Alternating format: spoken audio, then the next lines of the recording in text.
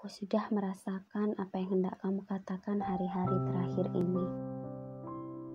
Kamu tampak gelisah, uring-uringan, dan marah-marah tanpa sebab. Yang aku lakukan hanya bertanya, mengapa kamu pulang malam? Atau, tidak bisakah kamu menolak lembur pada hari Minggu? Atau, kemarin baru datang, kok sekarang keluar kota lagi sih? Dan itu sudah cukup membuatmu membanting pintu. Apakah seorang istri tak berhak lagi bertanya hal-hal mendasar itu kepada suaminya? Apakah seorang istri tak boleh tahu siapa yang menelpon suaminya selama berjam-jam sambil tertawa-tawa? Hak apa lagi yang tersisa buatku selain uang belanja bulananmu? Aku sudah merasakannya belakangan ini. Ada sesuatu yang sangat ingin kau katakan padaku. Kamu merasa sulit mengatakannya, bukan? Kamu sangat ingin meninggalkan aku dan anak kita. Kamu sibuk mencari cara bagaimana mengatakannya dan kapan saat yang tepat. Aku sudah lama merasa dan aku sudah menunggu. Setiap hari, aku hidup dengan pikiran itu. Bahwa kamu bisa mengatakannya saat itu juga, hari itu juga. Setiap hari aku meletakkan kepalaku di tiang pancung, menunggu saat-saat mengerikan itu tiba. Mungkin ada baiknya kamu katakan secepatnya, daripada aku tersiksa dari hari ke hari seperti seorang tawanan yang diculik berhari-hari atau berminggu-minggu dan tahu persis pada akhirnya toh dia akan dibunuh.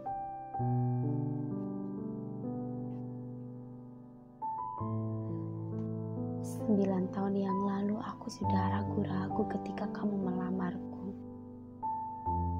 Kamu masih terlalu muda dan aku 3 tahun lebih tua. Menurutku kamu terburu-buru. Seharusnya kita memberi diri kita sendiri waktu.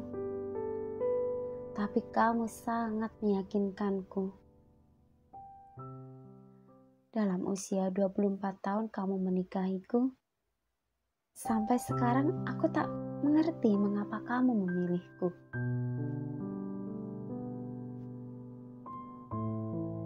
Aku tidak memerlukan perempuan yang luar biasa cantik sebagai istri. Nanti dia sibuk berdandan dan berdandan untuk orang lain lagi, katamu. Aku juga tidak pintar. Aku tak memerlukan perempuan pandai. Lagi pula, aku bisa dan akan mengajari kamu. Kepandaian bisa diraih, kan? Tapi kebaikan hati tidak bisa. Kamu memiliki hati yang baik. Itu yang membuat aku memilihmu. Katamu sambil mengelus-elus rambutku, sambil aku berbaring di dadamu yang bidang. Saat itu, aku merasa akulah perempuan paling bahagia di dunia. Setelah anak kita lahir, kamu mulai berubah. Memang aku sering lelah dan tidak seagresif harapanmu di tempat tidur. Aku bahkan sudah berkonsultasi dengan para ahli dan kata mereka memang libidoku rendah. Hal itu sulit diubah, kecuali ada stimulasi dari luar, misalnya dari suami. Kamu jarang menstimulasi aku.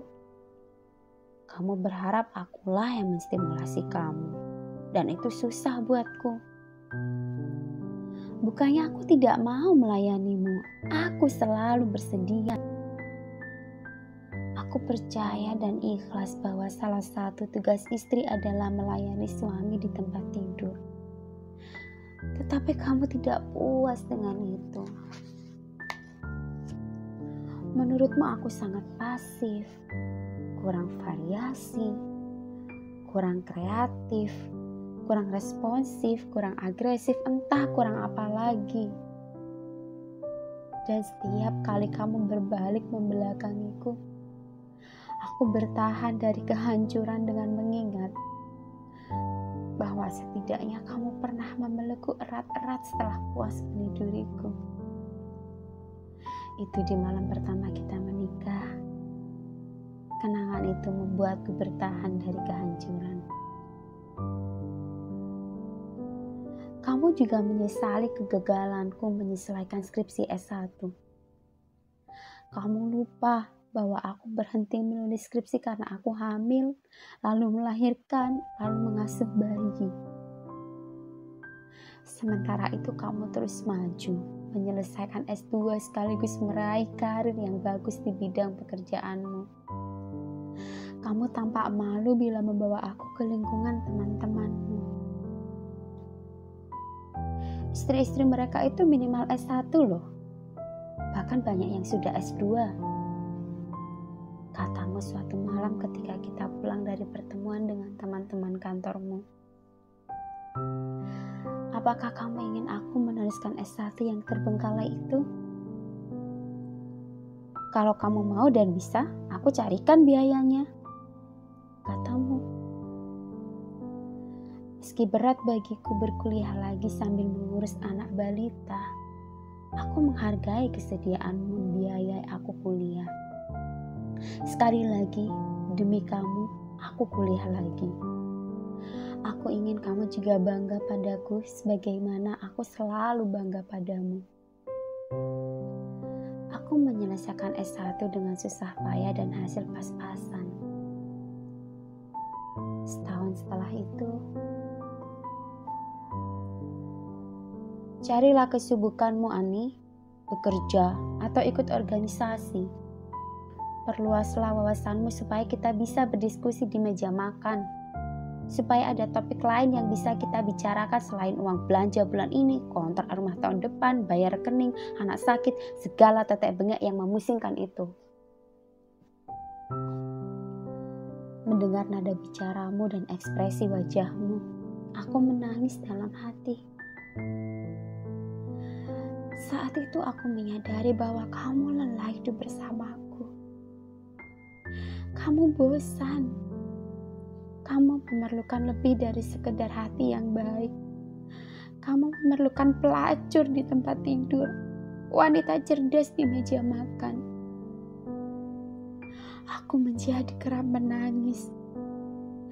Aku sudah mencari pekerjaan, tapi kamu tahu sendiri, di Jakarta tidak mudah mendapatkan pekerjaan dengan ijazah S1. Aku pernah ikut organisasi, tetapi ongkos transportnya lebih tinggi dan membuatku harus mengorbankan keperluan rumah tangga yang lain. Aku terpaksa mundur dan kembali ke rumah. Seringkali aku menyesali peruntunganku menjadi wanita yang pas-pasan, tidak punya bakat, tidak cerdas, tidak pandai bergaul, tidak mahir di tempat tidur. Lebih parah lagi, aku mempunyai suami yang lebih muda, sangat aktif berkarir dan berorganisasi. Berjumpa banyak perempuan lain yang melayaninya, berdiskusi tentang apa saja dan mungkin juga melakukan apa saja. Tak aku rasakan lagi kebanggaan dan keberuntunganku ketika kamu melamarku 9 tahun yang lalu. Aku merasa hidupku menjadi berat. Dan aku semakin kurang perhatian pada diri sendiri. Aku menjadi gemuk, libido terus menurun. Rumah tidak lagi rapi. Kalau kamu pulang malam, aku tak lagi memanaskan makanan dan aku membuka pintu dalam daster yang sudah 3 hari tidak dicuci dan rambut awut-awutan. Aku juga capek, sayang. Perkawinan kita sudah gagal dan sebaiknya katakan saja apa yang hendak kamu katakan. Tapi tolong, katakan padaku pada suatu hari Minggu di sebuah taman. Jangan ungkapkan perpisahan itu sambil menggebrak meja atau membanting pintu. Jangan berteriak saat kita makan di meja makan bersama anak kita. Jangan saat kita hendak tidur di malam hari atau saat kita baru saja bangun pagi.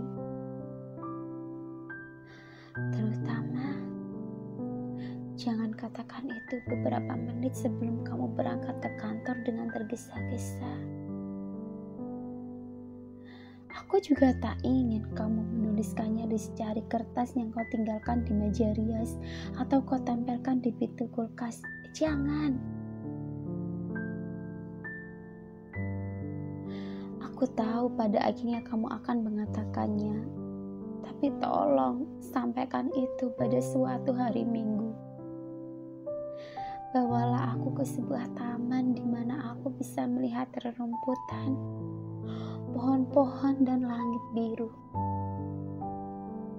Katakan pada saat kita duduk di bangku atau tikar, sambil kamu memegangi tanganku atau mengelus rambutku. Dan aku dapat memandangi wajahmu lama-lama dengan tenang. Untuk terakhir kali, tolonglah suamiku, bawalah aku ke taman di mana aku bisa menarik napas panjang dan menghirup udara segar serta mendengar suara burung. Katakan dan yakinkan aku sebagaimana kau meyakinkan aku untuk menikahimu dulu.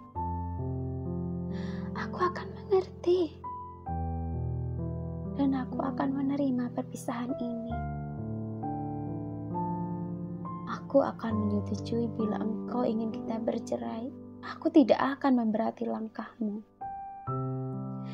Asal jangan kau katakan itu sambil membanting pintu, berlari ke garasi karena terlambat menuju kantor, sambil berteriak atau memaki, atau setelah kita gagal lagi di tempat tidur.